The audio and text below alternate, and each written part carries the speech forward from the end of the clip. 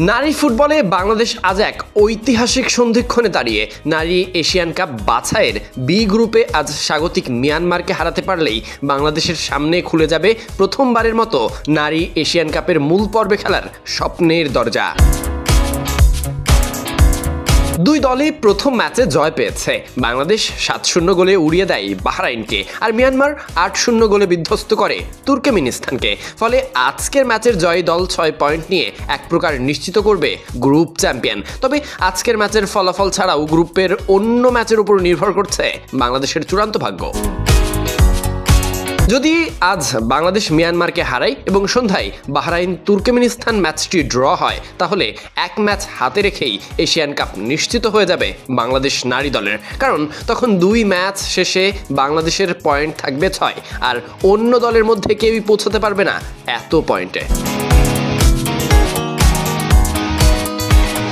টুর্নামেন্টের বায়োলজি অনুযায়ী সমান পয়েন্ট হলে আগে বিবেচনায় আসে হেড টু হেড। ফলে বাংলাদেশ আজ জয় পেলে এবং শেষ ম্যাচে হেরে গেলেও যদি মিয়ানমার তাদের শেষ ম্যাচে জেতে, দুই দলের পয়েন্ট সমান হলেও হেড টু হেডে এগিয়ে থাকায় গ্রুপ সেরা বাংলাদেশই হবে। এমনকি আজ জয় পেলে গ্রুপের অন্য ম্যাচে বাহরাইন জয় হলেও সমস্যা নেই, কারণ বাংলাদেশ আগেই বাহরাইনকে হারিয়েছে। ফলে হেড টু হেডে বাংলাদেশের সুবিধা থাকবে।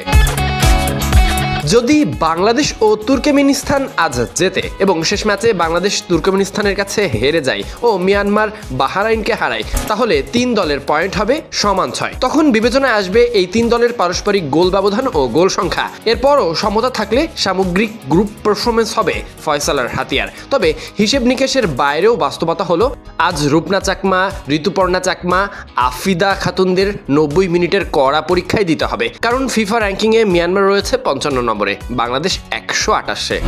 2018 সালে এই দুই দলের লড়াইয়ে বাংলাদেশ হেরেছিল 5-0 গোলে। আজকে ম্যাচ ড্র হলে দুই দলেরই পয়েন্ট হবে 4। তখন গ্রুপ চ্যাম্পিয়ন নির্ধারণে গোল ব্যবধান হয়ে উঠবে গুরুত্বপূর্ণ। প্রথম ম্যাচে মিয়ানমার দিয়েছিল 8 গোল, বাংলাদেশ 7 গোল। তাই শেষ ম্যাচে বাংলাদেশকে তুর্কমেনিস্তানের বিপক্ষে বেশি গোল দিতেই হবে। তা নির্ভর করবে আগে অনুষ্ঠিত মিয়ানমার বাহরাইন ম্যাচের ফলাফলের উপর। 5 জুলাই বিকেল 4টায় মিয়ানমার বাহরাইন ম্যাচ, সন্ধ্যা 7টায় বাংলাদেশ তুর্কমেনিস্তান ম্যাচ।